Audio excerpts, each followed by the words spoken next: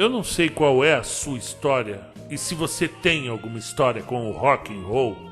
Talvez eu possa separar poucas anedotas que ocorreram na minha vida em relação a esse ritmo tão incrível. Eu confesso que já tive muitas vezes raiva do rock. Às vezes ele me parece um velho careta em cima de uma moto, fazendo aquele discurso retrógrado. E em outras ele corre na minha veia como se fizesse parte da minha alma. Às vezes me dá vontade de voltar no tempo só para ouvir de novo pela primeira vez Hurricane ou Like a Rolling Stones do Bob Dylan. Sentar-me em qualquer barzinho dos anos 2000 para ouvir aquele acústico inteiro da Cássia Eller. Ou transar no banco de trás do carro velho no estacionamento da Ledsley. Agora, seja lá qual foi a sua história com o rock and roll, essa aqui, que eu vou terminar de contar hoje, é de arrepiar os cabelos. Você está pronto? Pois vai lá colocar sua roupa preta e vamos começar a história. Conta um Conto apresenta de Stephen King. Sabe, eles têm uma orquestra dos diabos. Narração Marcelo Fávaro. Parte 3. Mary sentiu o medo invadir seu peito, fazendo o coração de repente parecer leve, trôpego e em perigo. Era a voz dela. Com o ouvido da memória, ela ouviu o uivo ascendente de dar calafrio de Janis no início de Piece of My Heart. Ela colocou aquele berro do blues, meio embriagado, por cima da voz de whisky e malboros da ruiva, tal como tinha colocado um rosto sobre o outro, e se deu conta de que, se a ruiva começasse a cantar aquela música, sua voz seria idêntica à da falecida moça do Texas. Porque ela é a falecida menina do Texas. Ela é a falecida menina do Texas. Parabéns, Mary. Você teve que esperar até os 32 anos. Mas finalmente conseguiu passar de ano. Você finalmente conseguiu ver o seu primeiro fantasma. Ela tentou repelir a ideia.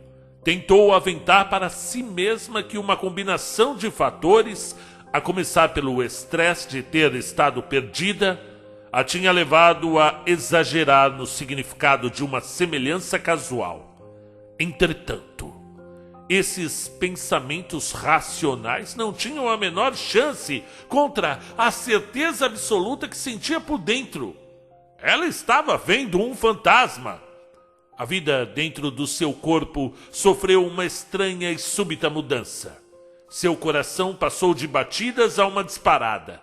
Ele parecia um corredor decidido, partindo a toda numa eliminatória olímpica.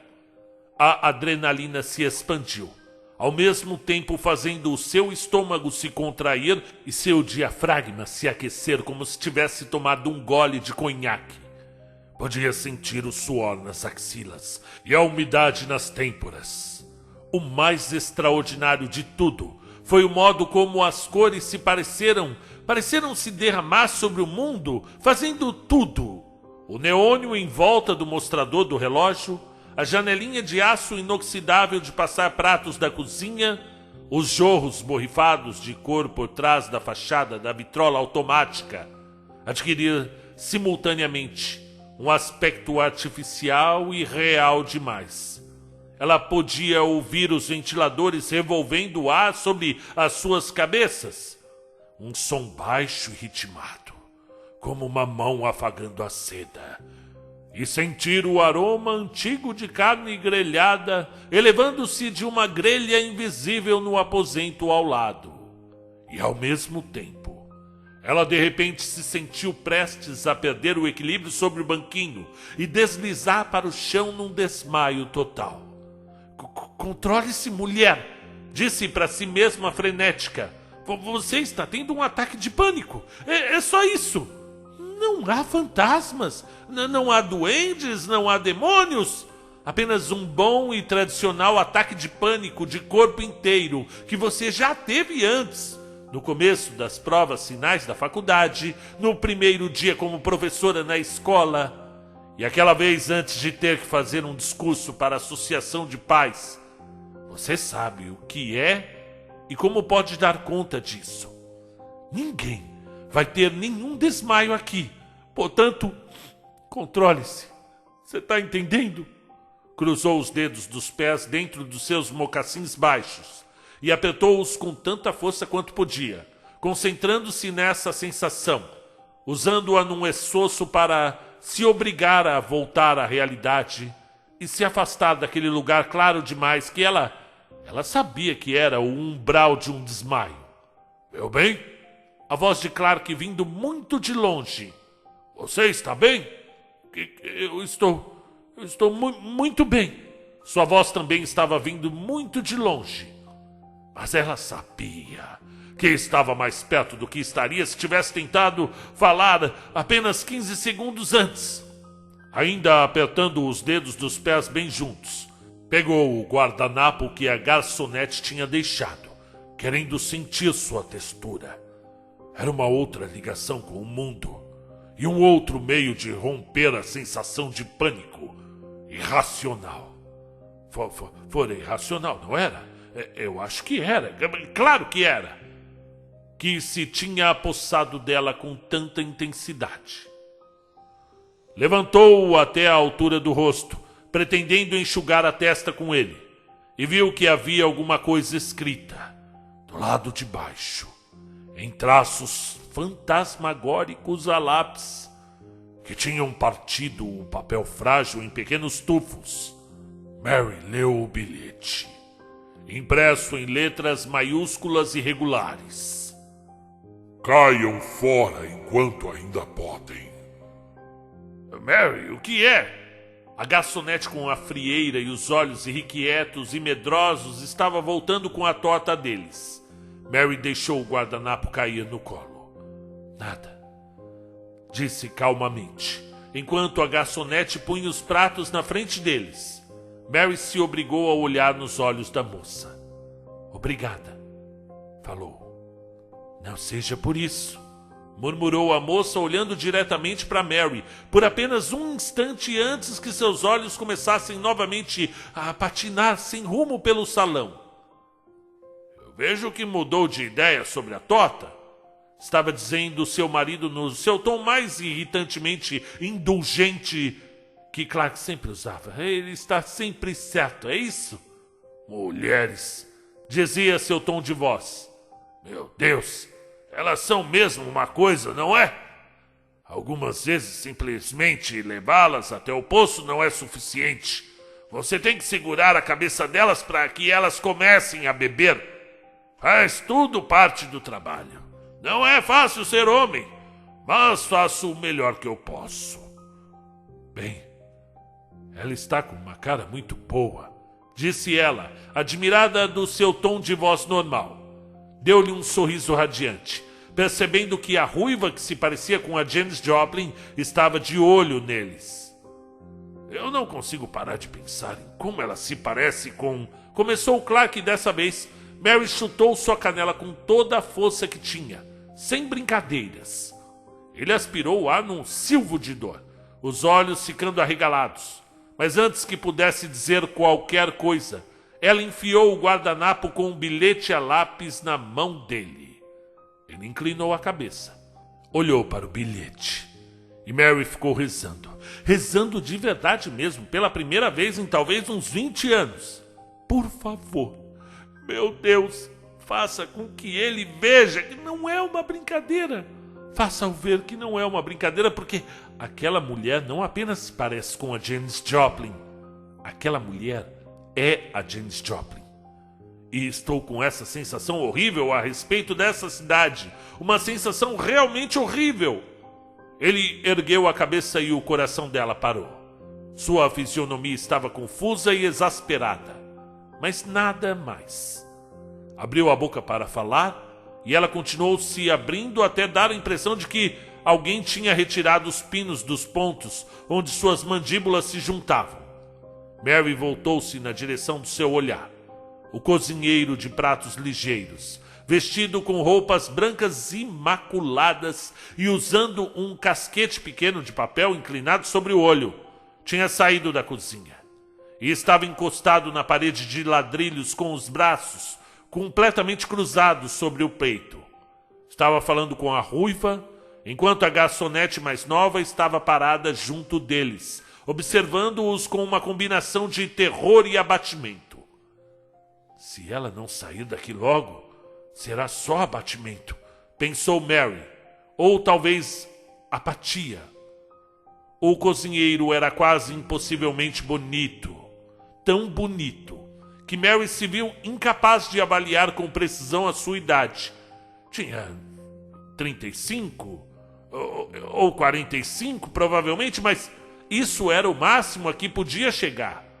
Tal como a ruiva, parecia conhecido. Ele deu uma olhada para eles, mostrando um par de olhos.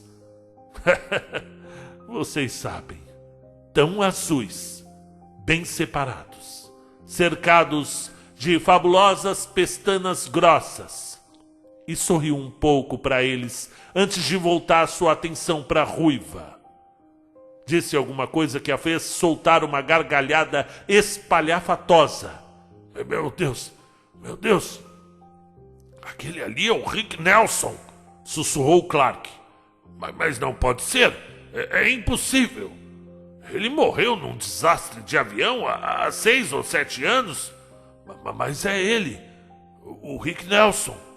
Mary abriu a boca para dizer que ele devia estar enganado, pronta para qualificar tal ideia de absurda, muito embora ela própria agora achasse impossível achar que a garçonete ruiva fosse qualquer outra pessoa que não a berradora de blues Janis Joplin, morta há anos.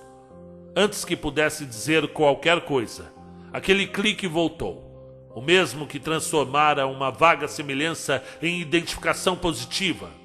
Clark tinha podido dar um nome ao rosto primeiro porque era 9 anos mais velho. Clark ficava ouvindo rádio e vendo o American Bandstand lá na época em que Rick Nelson era Rick Nelson. E canções como Bebop Baby e Lonesome Town eram sucessos correntes e não apenas artefatos empoeirados, limitados às velhas estações douradas que serviam agora aos grisalhos filhos do Baby Boom. Clark viu primeiro quem era. Mas agora que ele o tinha apontado, ela não podia deixar de vê-lo. O que foi que a garçonete ruiva tinha dito? Vocês têm mais é que experimentar a torta de cereja. O Rick acabou de fazer. Ali, a menos de 7 metros de distância, a vítima do desastre fatal de avião estava contando uma piada, provavelmente suja, a julgar pelas expressões dos rostos deles, para a vítima de uma overdose fatal de droga. A ruiva jogou a cabeça para trás e novamente soltou sua gargalhada enferrujada para o teto. O cozinheiro sorriu, as covinhas nos cantos de seus lábios cheios se acentuando de um modo bonitinho. E a garçonete mais moça, a que tinha a frieira e os olhos assustados, deu uma olhada para Clark e Mary, como se estivesse perguntando: vocês estão observando isso? Estão vendo? Clark ainda estava olhando fixo para o cozinheiro, e a garçonete com aquela expressão alarmada de conhecimento atônito. Sua fisionomia tão comprida e tensa que parecia algo visto num espelho de parques de diversões. Eles vão ver isso, se é que já não viram, pensou Mary, e perderemos qualquer chance que ainda tínhamos de sair desse pesadelo. Eu acho melhor você se encarregar dessa situação agora, garota, e depressa. A questão é, o que você vai fazer? Ela estendeu a mão para a dele, com a intenção de agarrá-la e apertá-la. Depois resolveu que isso não seria o suficiente para alterar sua expressão de queixo caído. Em vez disso, esticou mais a mão e apertou-lhe as bolas, o mais forte que ousou apertar. Claro que deu um salto, como se alguém o tivesse tocado com um bastão de choque elétrico, e girou sobre ela tão rápido que quase caiu do banquinho. Eu deixei minha carteira no carro, disse ela. Sua voz soou quebradiça e alta demais para suas próprias orelhas. Você poderia pegá-la para mim? Clark olhou para ele, os lábios sorrindo, os olhos presos nos dele em uma concentração total. Tinha lido provavelmente em alguma revista feminina cheia de besteira, enquanto esperava o cabeleireiro terminar seu penteado, que quando você vivia com o mesmo homem durante 10 ou 20 anos, você forjava com seu parceiro um elo telepático de baixa intensidade. O artigo prosseguia indicando que esse elo vinha muito a calhar quando seu maridinho estava trazendo o seu chefe para jantar sem telefonar antes, ou quando você queria que ele trouxesse uma garrafa de amaretto da loja de bebidas e uma lata de creme de leite do supermercado.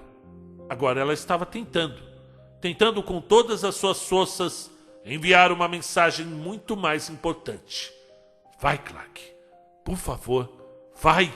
Darei 10 segundos a você e depois irei correndo.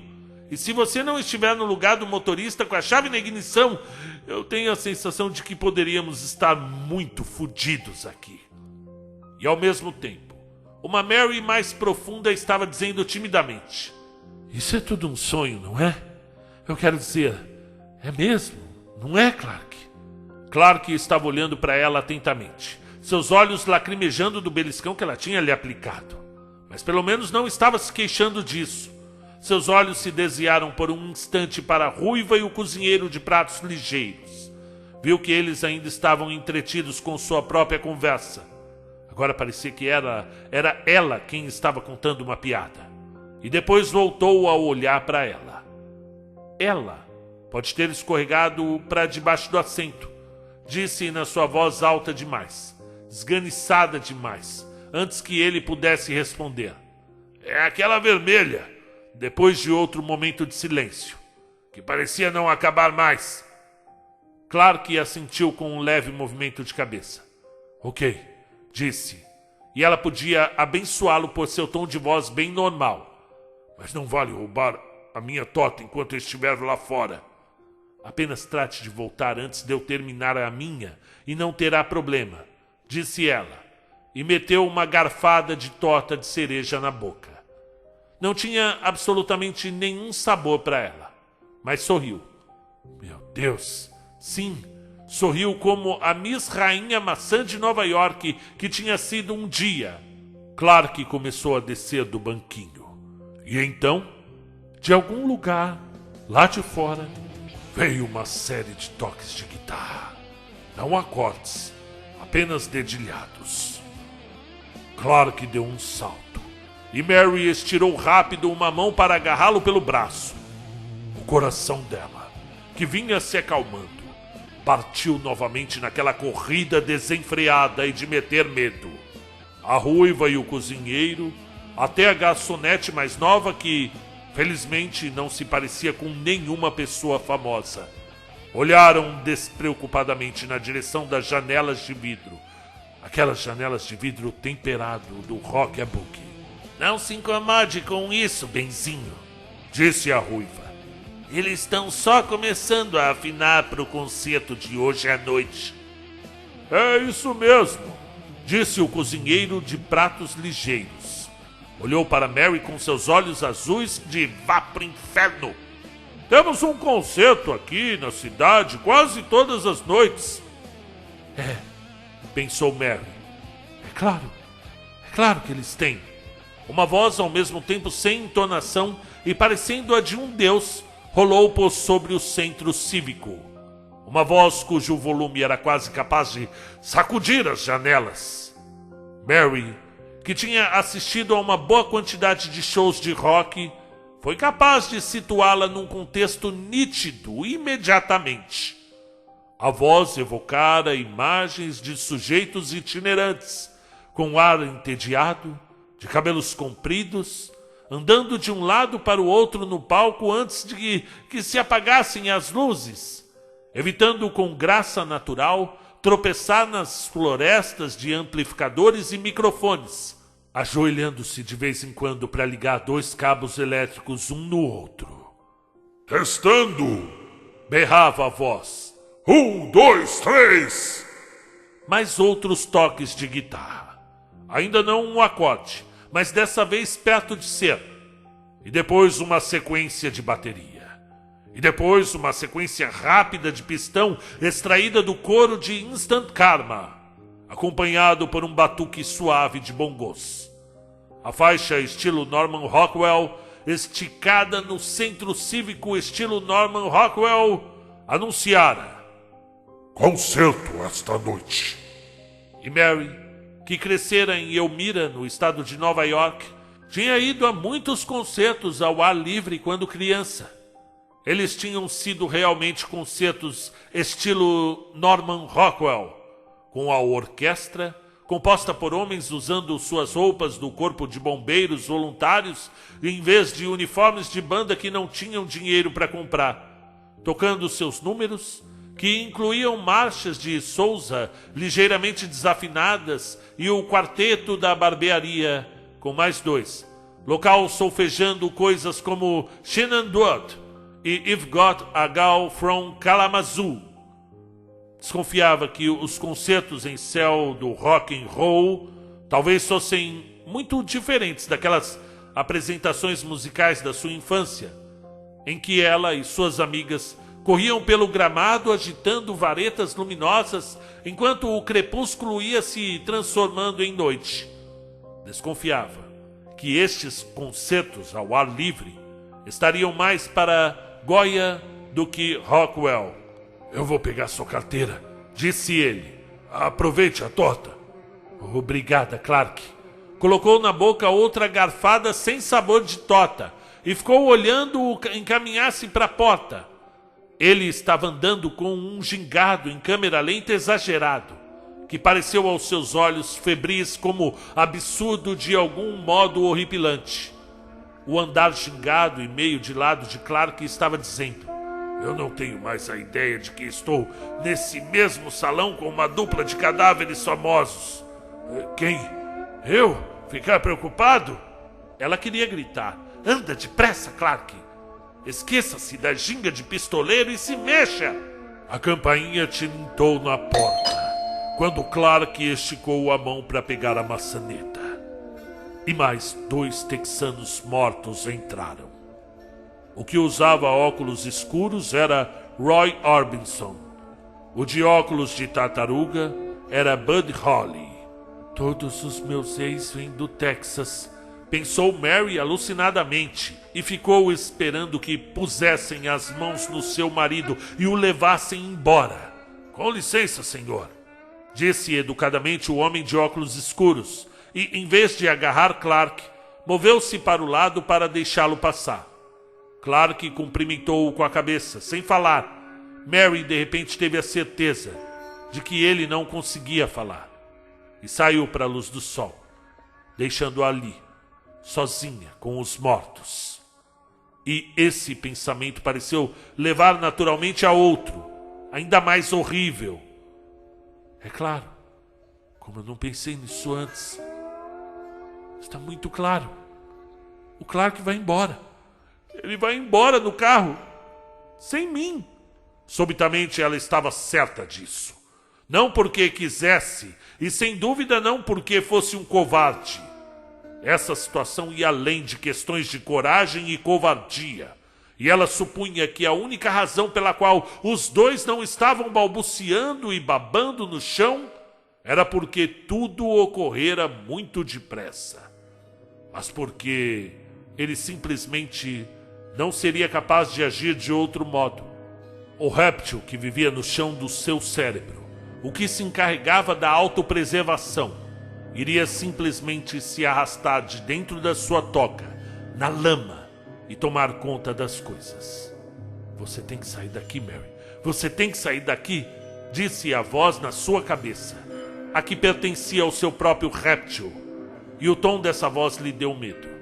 Era mais razoável do que deveria ser, dada a situação, e ela desconfiou que, a qualquer momento, o bom raciocínio poderia ceder lugar aos gritos de loucura. Mary tirou um pé da barra que corria por baixo do balcão e colocou-o no chão, tentando com isso preparar-se mentalmente para a fuga. Porém, antes que pudesse reunir forças, uma mão fina caiu sobre seu ombro, e ela ergueu os olhos para o rosto sorridente e completamente sabido de Buddy Holly. Ele tinha morrido em 1959, um tópico de conhecimento trivial que ela recordava daquele filme em que Gary Busey o tinha representado. 1959. Estava a mais de 30 anos de distância. Mas Buddy Holly ainda era um homem desajeitado de 23 anos, que parecia ter 17.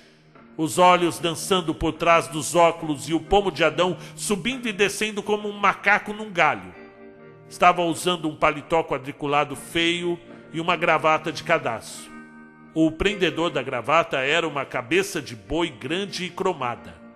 A cara e o gosto de um caipira, você teria dito, mas havia algo no jeito da boca que, de algum modo, era sabido demais, soturno demais. E por um instante, a mão agarrou seu ombro com tanta força que ela podia sentir os calos nas pontas dos dedos. Calos de guitarra. Ei, você aí, coisinha doce. Falou e ela podia sentir o cheiro de chicletes de canela no seu hálito. Havia uma rachadura prateada, fina como um fio de cabelo, cortando em zigue-zague a lente esquerda do óculos. Nunca vi você por essas bandas antes. E por incrível que pareça, ela estava levando outra garfada de torta à boca, sem que sua mão hesitasse, nem mesmo quando um pouco do recheio de cereja caiu de volta no prato. Mas incrivelmente ainda, ela estava deslizando o garfo por um leve sorriso bem educado. Não, disse ela, e por alguma razão tinha certeza de que não podia deixar esse homem ver que ela o tinha reconhecido. Se isso acontecesse, se ele percebesse que ela havia reconhecido todos eles, qualquer pequena chance que ela e Clark ainda tivessem de ir embora, iria se evaporar ali mesmo. Meu marido e eu estamos apenas, você sabe, passando por aqui. E será que Clark naquele exato momento estava passando por ali, mantendo-se desesperadamente dentro do limite de velocidade, enquanto o suor lhe escorria pelo rosto e seus olhos ficavam indo e vindo entre o espelho retrovisor e o para-brisa? Será que estava? O homem de paletó esporte quadriculado deu um sorriso grande, exibindo dentes que eram grandes demais e afiados demais. Eu sei como é isso, sim senhora. Vocês já viram que jossa é isso aqui? E estão indo para outra droga de lugar? É isso mais ou menos, não é? Eu pensei que isso aqui era jossa, disse Mary formalmente.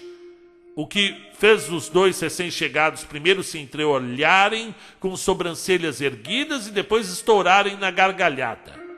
A garçonete jovem olhou de um para o outro com seus olhos injetados e amedrontados.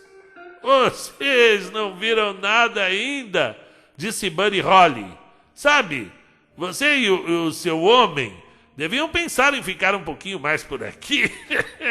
Pelo menos fiquem pro concerto de hoje à noite. A gente faz um show bom pra cacete.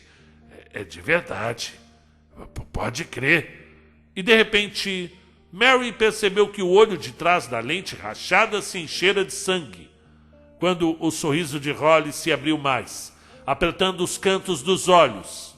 Uma única gota escarlate transbordou da pálpebra inferior e correu por uma face como uma lágrima. Não é mesmo, Roy? É sim, dona, disse o homem de óculos escuros. Só vendo para acreditar. Eu estou certa de que é verdade, disse Mary numa voz sumida. Claro que tinha ido embora. Agora ela tinha certeza. O garotão da testosterona tinha corrido como um coelho.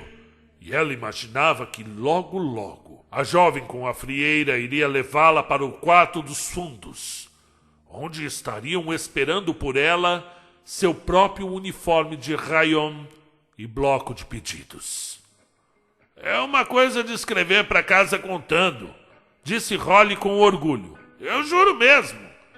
A gota de sangue caiu do seu rosto e virou cor-de-rosa sobre o banquinho que Clark deixara havia tão pouco tempo. Fique por aqui. Não vai se arrepender disso. Olhou para o amigo como pedindo apoio. O homem de óculos escuros juntara-se ao cozinheiro e às garçonetes. Deixou a mão cair sobre o quadril da ruiva, que pôs sua própria mão por cima da dele e deu-lhe um sorriso. Mary viu que as unhas dos dedos curtos e grossos da mulher tinham sido roídas até o sabugo. Uma cruz de malta estava dependurada no V aberto da camisa de Roy. Ele confirmou com a cabeça e lhe lançou seu próprio sorriso. Adoraríamos tê-la conosco, dona. E não só por essa noite, não. Encoste aqui e fique por um tempo, como costumamos dizer lá na minha terra. Eu vou perguntar para o meu marido. Ouviu sua própria voz dizer, e completou a ideia mentalmente. Isto é, se eu voltar a vê-lo. Faz isso, torrão de açúcar, disse Rolly para ela. Mas vê se só faz mesmo isso, viu? E faz direitinho, tá? E então, incrivelmente, ele lhe deu um último apertão no ombro e se afastou, deixando-lhe um caminho livre até a porta. Mais incrível, podia ver a grade do radiador e o emblema de paz e amor do capô característico da Mercedes ainda do lado de fora. Buddy juntou-se ao seu amigo Roy, piscando para ele e produzindo outra lágrima de sangue. Depois, esticou a mão por trás de Janice e enfiou-lhe o dedo na bunda. Ela deu um grito indignada e, ao fazê-lo, uma torrente de vermes voou pela sua boca. A maioria caiu no chão aos seus pés, mas alguns ficaram agarrados ao seu lábio inferior, se contorcendo de forma obscena. A jovem garçonete virou-se para o lado, fazendo uma careta triste de nojo e erguendo uma mão para cobrir o rosto. E para Mary Willingham, que de repente entendeu que era muito provável que eles estivessem o tempo todo brincando com ela, sair correndo deixou de ser algo que ela tivesse planejado e se tornou uma reação instintiva. Levantou-se do banquinho de um salto e correu a toda para a porta. Ei! Gritou a ruiva. Ei! Você não pagou a torta? E nem os refrigerantes? Isso aqui não é nenhum come e corre, sua vaca! Rick! Buddy! Peguem ela! Mary quis agarrar a maçaneta e sentiu-a escorregar nos dedos. Ouviu atrás de si a batida dos pés que se aproximavam. Agarrou a maçaneta novamente e conseguiu girá-la dessa vez. E deu um puxão tão forte que arrancou a campainha de cima da porta. Uma mão fina com os calos duros nas pontas dos dedos agarrou-a logo acima do cotovelo. E dessa vez, os dedos não estavam apenas apertando, mas beliscando. Ela sentiu um nervo de repente ser atingido, primeiro mandando um filete de dor desde o seu cotovelo até o lado esquerdo da mandíbula, e depois fazendo seu braço ficar insensível. Girou o punho direito para trás, como se fosse um taco curto de croquet, acertando o que pareceu ser a placa fina do osso pélvico acima das virilhas de um homem. Ouviu um fungo de dor. Aparentemente, mortos ou não, eles sentiam dor. E a mão que segurava seu braço se afrouxou. Mary se soltou e atirou-se pela porta, os cabelos em pé em volta da cabeça como se fossem uma coroa peluda de pavor. Seus olhos frenéticos se concentraram na Mercedes, ainda estacionada na rua. Bem disse Clark por ter ficado. E, ao que parecia, ele tinha captado toda a sua onda mental. Em vez de estar se arrastando por baixo do assento do passageiro à carta de uma carteira, estava sentado ao volante. E no instante em que ela saiu voando do rock-a-boogie, ligou o motor da princesa. O homem com a cartola ornamentada com uma flor e seu companheiro tatuado estavam parados novamente do lado de fora da barbearia, olhando sem reação, enquanto Mary abriu num puxão a porta do lado do passageiro.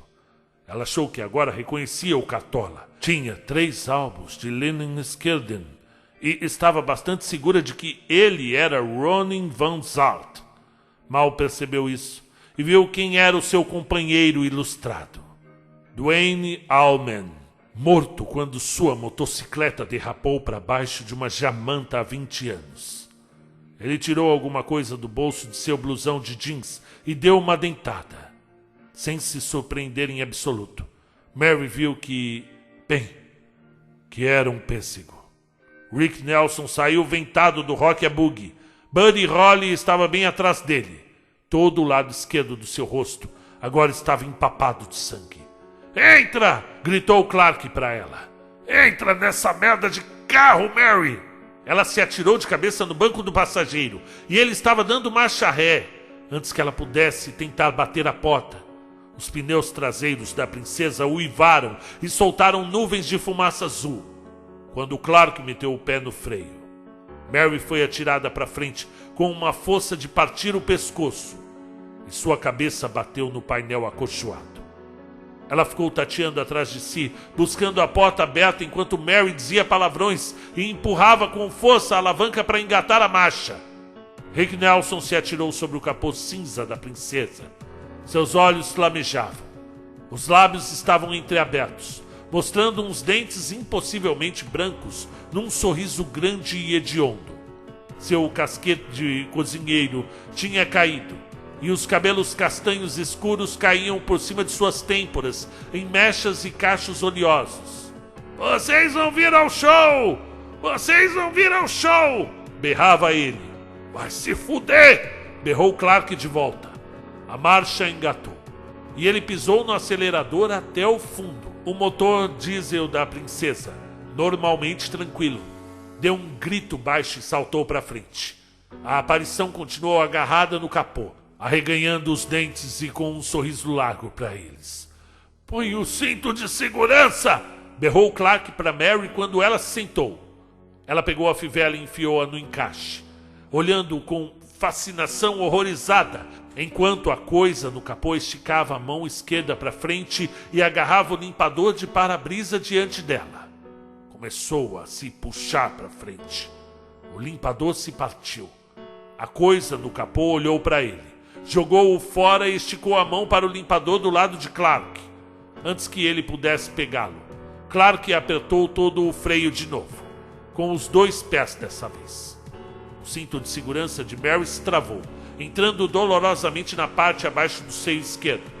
Por um instante, ele teve a sensação terrível de pressão dentro dela, como se uma mão impiedosa estivesse empurrando seus intestinos para cima pelo funil de sua garganta. A coisa sobre o capô foi atirada para fora do carro e caiu na rua. Mary ouviu um ruído de algo quebradiço sendo triturado e o sangue se espalhou pela pista, num desenho de estrela em volta da cabeça. Ela deu uma olhada para trás e viu os outros correndo na direção do carro. Janice estava os liderando, sua fisionomia retorcida numa careta de ódio e excitação, como se fosse uma bruxa. Na frente deles, o cozinheiro de pratos ligeiros sentou-se com a facilidade desengonçada de uma marionete. O rosto continuava ostentando o sorriso largo. Clark, eles estão vindo! Gritou Mary. Ele deu uma olhada de relance pelo espelho retrovisor. Depois pisou no acelerador até o fundo de novo. A princesa saltou para frente. Mary teve tempo de ver o homem sentado na rua erguer um braço para proteger o rosto e desejou que só tivesse tido tempo para ver isso. Mas havia algo mais também. Algo pior. Por baixo da sombra do braço erguido, ela viu que ele continuava sorrindo.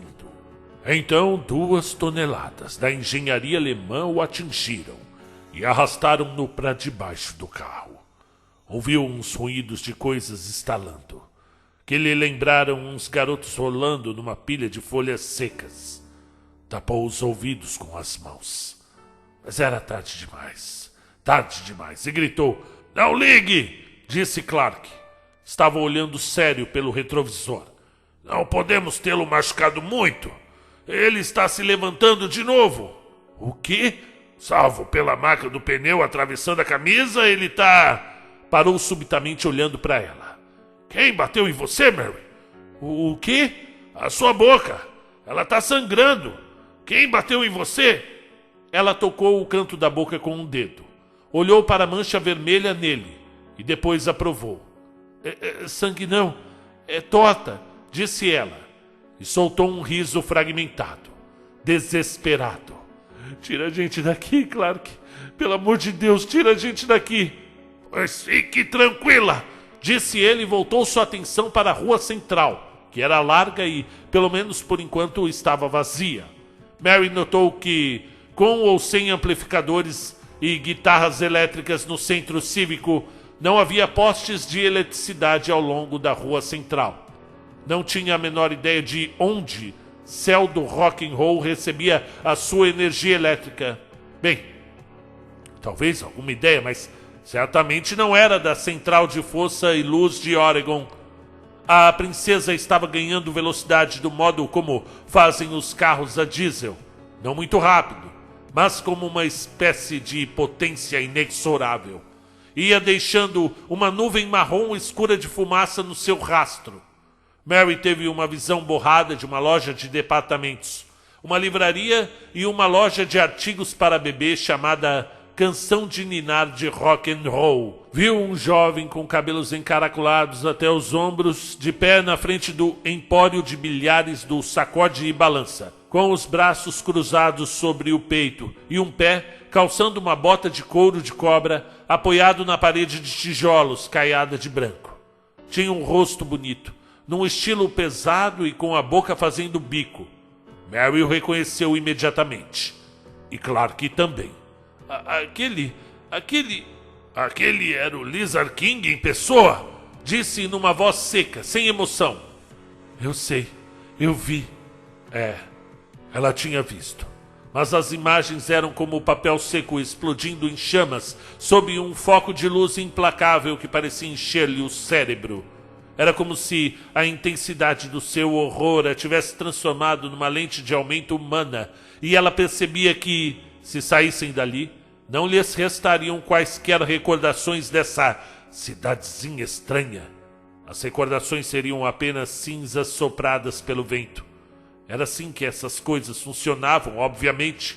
Uma pessoa não conseguiria guardar tais imagens infernais, tais experiências infernais, e continuar racional, de modo que a mente se transformava numa fornalha, reduzindo a cinzas cada uma delas à medida que iam sendo criadas. Deve ser por isso que a maioria das pessoas pode se dar ao luxo de não acreditar em fantasmas e casas mal assombradas, pensou ela, porque quando a mente fica voltada para o aterrorizador e o irracional, como alguém que seja virado e obrigado a olhar para a cara da medusa, ela esquece. Ela tem que esquecer. E, meu Deus, a não ser sair daqui, esquecer é a única coisa do mundo que eu quero. Viu uma pequena aglomeração de pessoas paradas na área asfaltada de um posto de gasolina City Service, num cruzamento perto da extremidade oposta da cidade. Tinham rostos comuns e amedrontados e usavam roupas comuns. Um homem com um macacão manchado de óleo de mecânico. Uma mulher com um uniforme de enfermeira, talvez branco um dia, agora cinza encardido. Um casal de mais idade, ela usando sapatos ortopédicos e ele um aparelho para surdez num ouvido. Agarrados um ao outro como crianças que estão com medo de se terem perdido no fundo da floresta escura. Mary compreendeu, sem precisar que lhe dissessem, que essas pessoas, junto com a garçonete mais nova, eram os verdadeiros moradores de céu do Rock and Roll, Oregon. Tinham sido capturados do mesmo modo que uma planta carnívora captura insetos. Por favor, Clark, tire-nos daqui, disse ela. Por favor, alguma coisa está tentando subir-lhe pela garganta.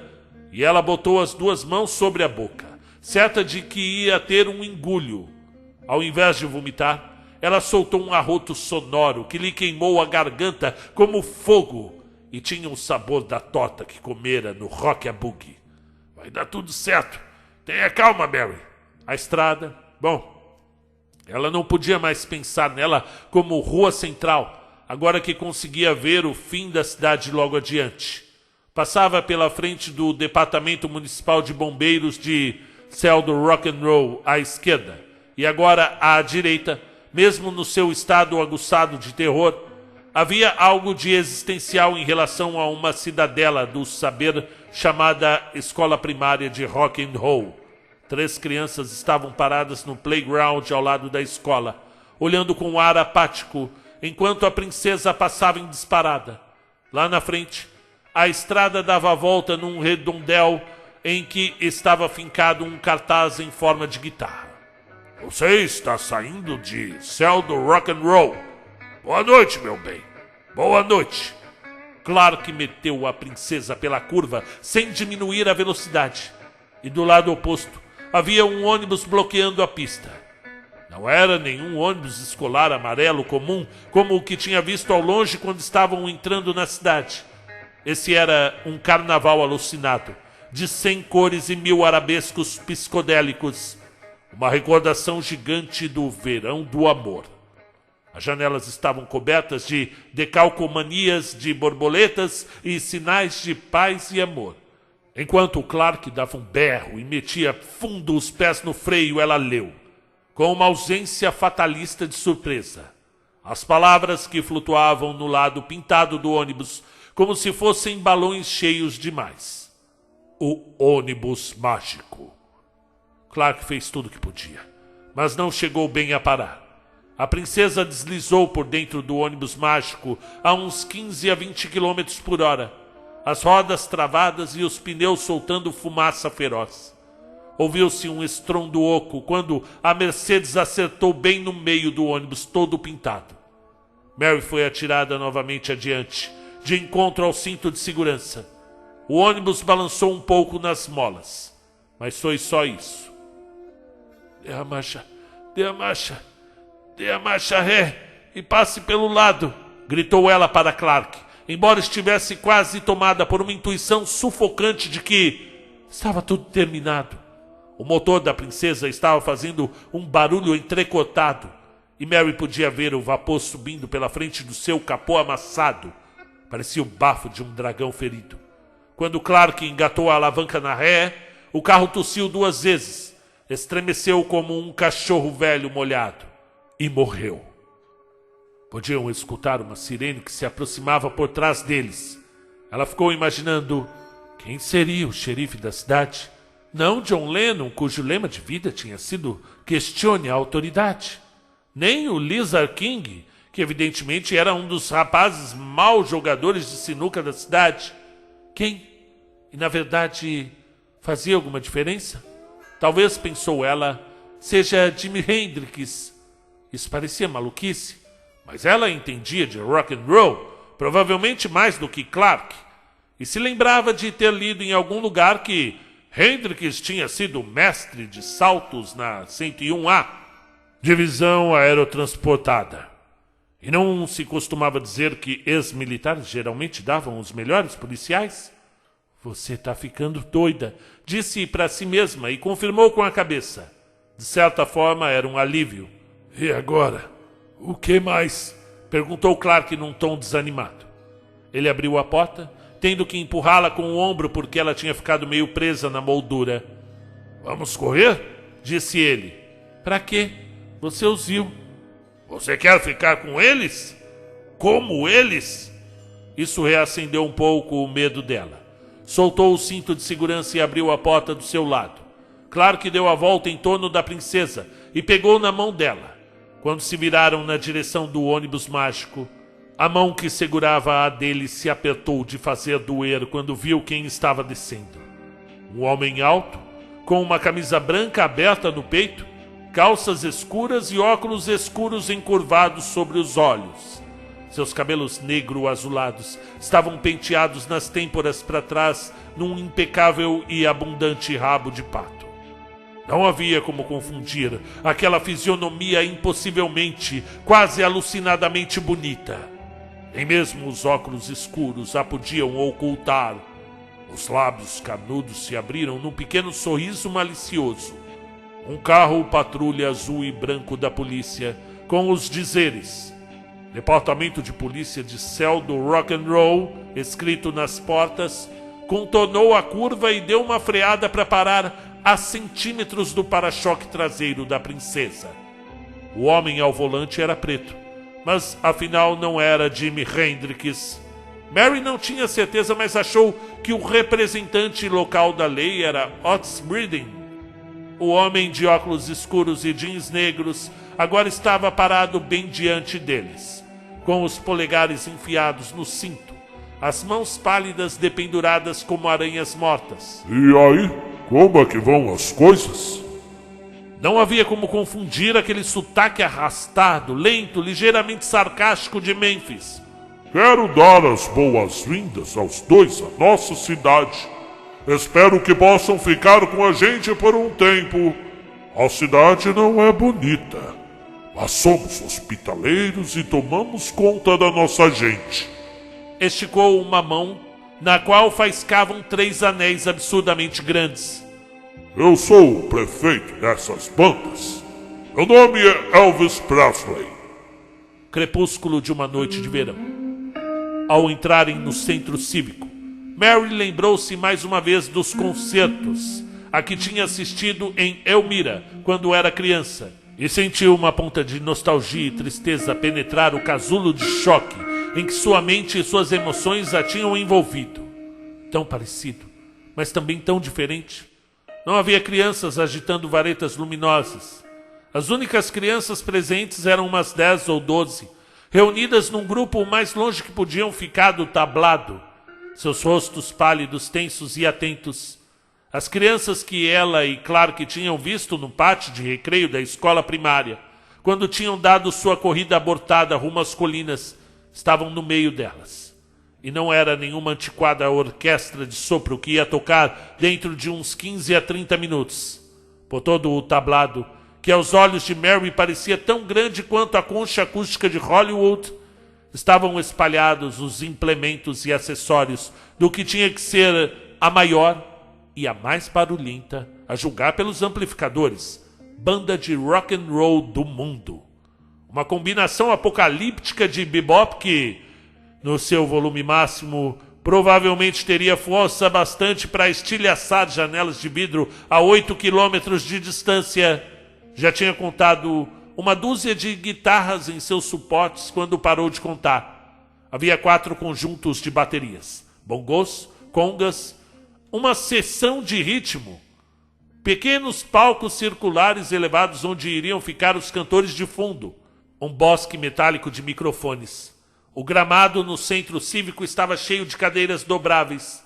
Mary calculou algo entre 700 e 1000, mas acho que não havia mais do que 50 espectadores de fato presentes, e provavelmente menos até. Ela viu o mecânico, agora vestido com calças jeans limpas e uma camisa Perma Press. A moça pálida, que um dia teria sido bonitinha, sentada ao seu lado, provavelmente era sua mulher. A enfermeira estava sentada sozinha no meio de uma longa fileira vazia. Seu rosto estava voltado para cima, e ela estava olhando as primeiras estrelas cintilantes aparecerem. Mary desviou o olhar dela. Sentiu que, se ficasse olhando para aquela fisionomia triste e abatida por muito tempo, seu coração iria se partir.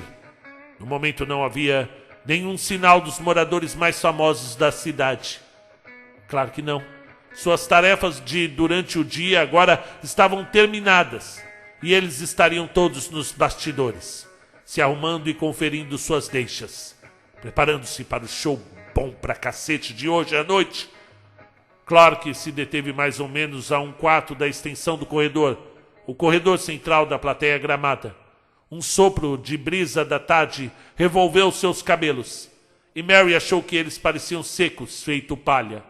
Na testa e em volta da boca de Clark havia rugas fundas que Mary nunca vira antes. Ele parecia ter perdido 15 quilos desde o almoço em Oakridge.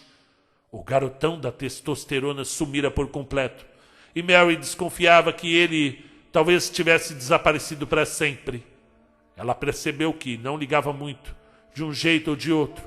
E a propósito, torrãozinho de açúcar, como é que você acha que está a sua aparência? Onde é que você quer se sentar? Perguntou Clark. Sua voz estava fina e desinteressada. A voz de um homem que ainda acredita que pode estar sonhando. Mary localizou a garçonete com a frieira. Ela estava no lado do corredor, umas 4 fileiras para baixo. Agora vestida numa saia e blusa de algodão cinza claro, tinha um suéter atirado sobre os ombros. Lá, disse Mary, ao lado dela. Clark levou-a nessa direção, sem pergunta nem objeção. A garçonete virou-se para olhar para Mary e Clark. Mary viu que seus olhos, pelo menos, estavam calmos nessa noite, o que era um alívio. Um instante depois entendeu por quê. A moça estava dopada de modo cataclísmico.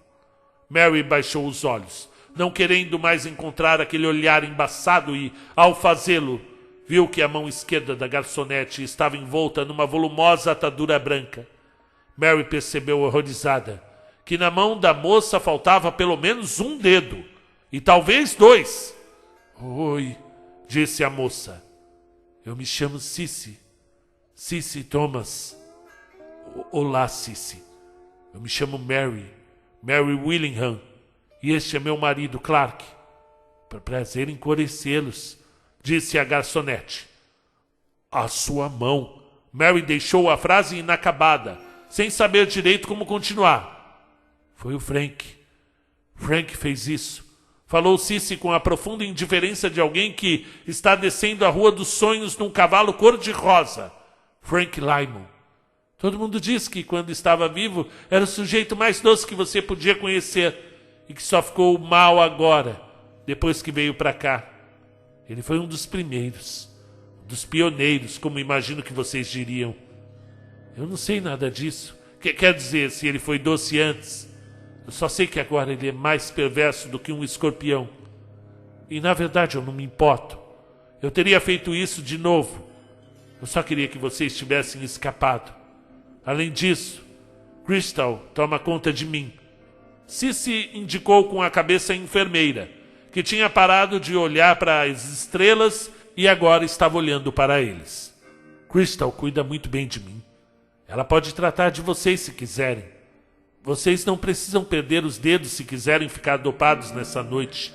É que minha esposa e eu não usamos droga, disse Clark com um ar pomposo. Cissy ficou olhando para ele calada por uns instantes e então falou. Mas vão usar. Ah, vão. E quando começa o show? Mary podia sentir o casulo do choque começando a se desfazer. E não estava gostando muito dessa sensação. Daqui a pouco. E quanto tempo duram? Cissy demorou quase 1 minuto para responder. Mary já estava se preparando para repetir a pergunta, pensando que a moça não tinha escutado ou entendido. E foi quando ela disse. Muito tempo. Eu quero dizer, o show vai terminar lá para meia-noite. Sempre terminam. É uma postura municipal. Mas mesmo assim, eles duram muito tempo. Porque, bem, o tempo aqui é diferente. Poderia ser, eu não sei. Eu acho que quando os caras ficam quentes mesmo, às vezes eles continuam durante 1 ano ou mais. Mary sentiu uma névoa cinza e fria começar a lhe subir lentamente pelos braços e pelas costas. Tentou imaginar como seria ter que ficar assistindo a um show de rock durante 1 ano, mas não conseguiu. E isso é um sonho. É um sonho, eu vou acordar, disse para si mesma. Porém, esse pensamento, bastante convincente quando estavam parados juntos do ônibus mágico, debaixo do sol, escutando o que dizia Elvis Presley, agora estava perdendo sua força e credibilidade. Ir aqui por essa estrada não vai adiantar nada para vocês, Elvis lhes tinha dito. Ela vai dar no pântano Umpqua. Lá não tem nenhuma estrada, só uma porção de mato e areia movediça. Tinha feito uma pausa então, as lentes dos seus óculos escuros faiscando como fornalhas escuras no sol de fim de tarde. E outras coisas. Ursos, tinha dito espontaneamente o policial atrás deles. que podia ser Otis Redding. Usos, é sim. Concordara Elvis. Depois seus lábios se curvaram naquele sorriso sabido demais, de que Mary se lembrava muito bem da TV e do cinema. E outras coisas. E se nós ficarmos para o show? Mary começou a dizer. O show! Elvis assentiu enfaticamente com a cabeça. Vocês têm que ficar para o show. Nós tocamos rock de verdade. Vocês vão ver só se a gente não toca o rock da pesada, não é? É a mais pura verdade, acrescentou o policial. E se ficarmos pro show, poderemos ir embora depois que terminar? Elvis e o guarda trocaram um olhar, que parecia sério, mas que dava uma sensação de um sorriso. Oh, sim, bem, a senhora sabe, dona. Disse por fim o outrora rei do rock and roll. A gente está bem no meio do sertão e atrair o público da maior trabalheira custa um bocado. É claro que depois de ouvir a gente, todo mundo fica para ouvir mais. Para falar a verdade, a gente estava com esperança de vocês ficarem um pouquinho mais com a gente também. Sabe como é? Ver o show é feito desfrutar da hospitalidade da gente. A essa altura, tinha empurrado os óculos escuros para o alto da testa, revelando por um instante cavidades oculares enrugadas e vazias. Depois elas voltaram a ser os olhos azuis escuros de Elvis, olhando-os com interesse sombrio. Eu acho até, disse ele, que vocês podem resolver ficar morando aqui. Agora havia mais estrelas no céu, que estava quase inteiramente escuro. Uns refletores cor de laranja estavam se acendendo por cima do palco, suaves como as flores que se abriam à noite, iluminando as hastes dos microfones, uma por uma. Eles nos deram empregos, disse Clark desanimado.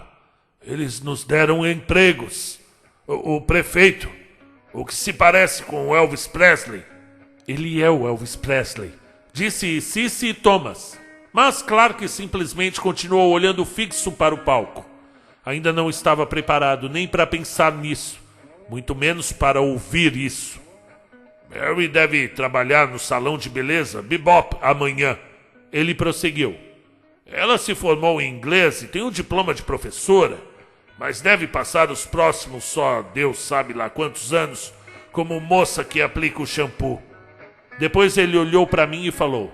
E você aí, qual a sua especialidade? Clark estava falando numa imitação maldosa do sotaque arrastado de Memphis. E por fim, os olhos dopados da garçonete começaram a mostrar uma expressão autêntica. Mary achou que era medo. Você não devia zombar assim, disse ela. Zombar pode meter você em encrencas aqui.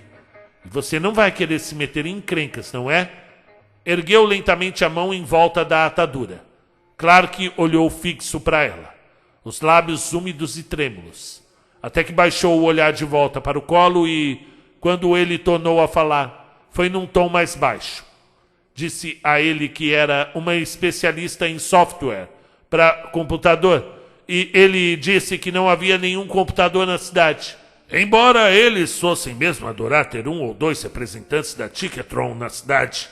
Depois o outro sujeito riu e disse que havia um lugar vago de ajudante de depósito na mercearia e...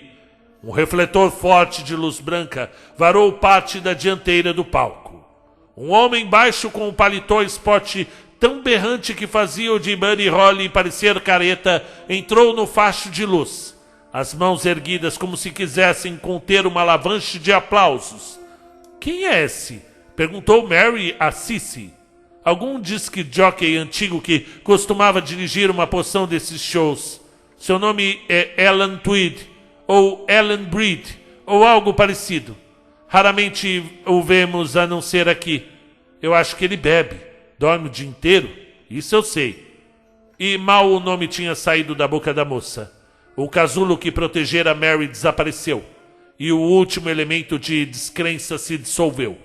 Ela e Clark tinham caído em céu do rock and roll, mas isso era, na verdade, o inferno do rock and roll. Isso não tinha acontecido porque eles eram pessoas más, nem porque os antigos deuses os estavam castigando. Tinha acontecido porque se perderam na floresta. E era só isso. E perder-se na floresta é algo que podia acontecer com qualquer pessoa.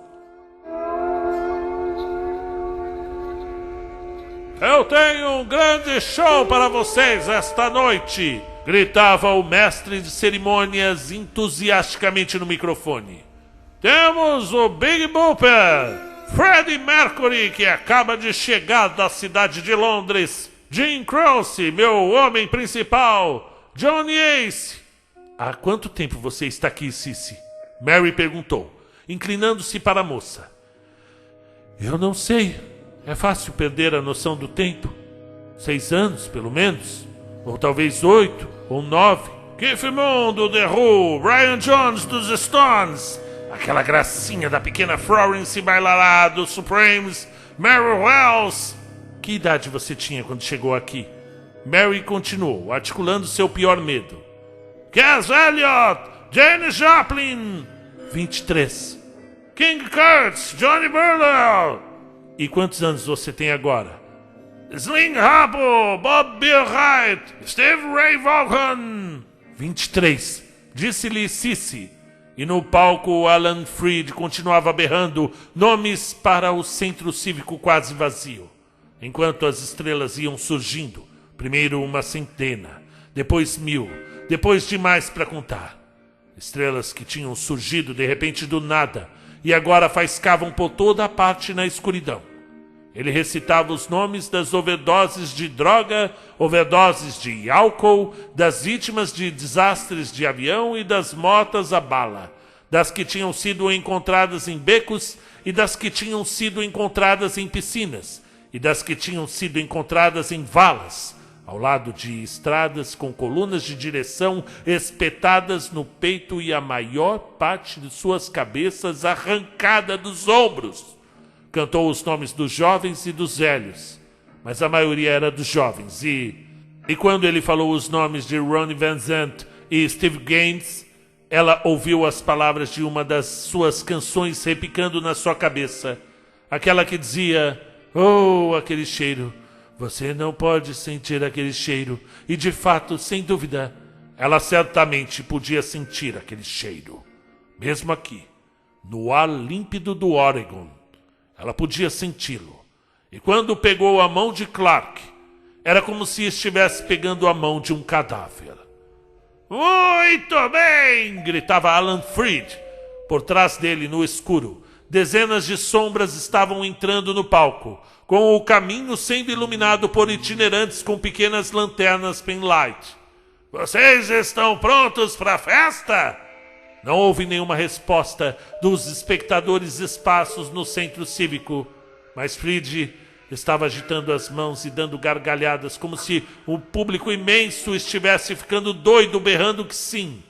Só havia um pouco de luz no céu para que Mary pudesse ver o velho esticar a mão para desligar seu aparelho de surdez. Estão prontos para entrar no buggy? Dessa vez ele teve resposta, de um grito demoníaco de saxofones das sombras de trás dele. E então vamos lá, porque o rock and roll nunca morrerá. Enquanto as luzes do show se acendiam e a orquestra entrou na primeira canção do concerto comprido daquela noite. Eu vou para os infernos com Marvin Gaye fazendo os vocais, pensou Mary. É disso que eu tinha medo. É exatamente disso que eu tinha medo.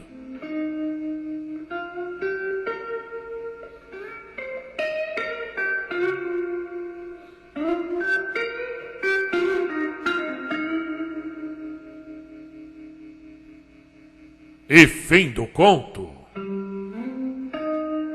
E no final eles passaram a eternidade toda assistindo aos shows de Elvis Presley, Janis Joplin e Fred Mercury. Eu acho que eu conseguiria fazer isso. De toda forma, Se você quiser ouvir novas histórias, inscreva-se no nosso canal. Se quiser ajudar a manter o canal no ar, faça a sua contribuição no Apoia-se, no Pix ou no PicPay. Você também pode ter amizades na nossa comunidade no Instagram, conversar sobre os contos, comentar o que você achou e falar diretamente com o narrador no @contumconto_Favaro. Vai lá dar um pulo no Instagram da gente. E até a próxima. Viva Las Vegas!